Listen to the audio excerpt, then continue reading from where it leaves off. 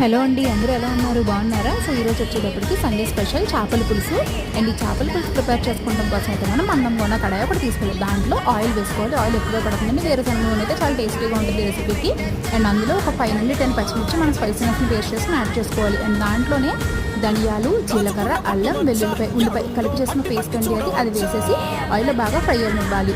And అది fry అయిన తర్వాత మనం ఆల్రెడీ క్లీన్ చేసి పెట్టిన ఫిషెస్ అయితే వేసుకోవాలి. ఫిష్ వచ్చేటప్పటికి మనకి శీలావతి చేప అండి ఇది. ఆ చేప కూడా బాగా వేగిన తర్వాత పేస్ట్లో ఉప్పు కారం వేసుకుని వేగనివ్వాలి.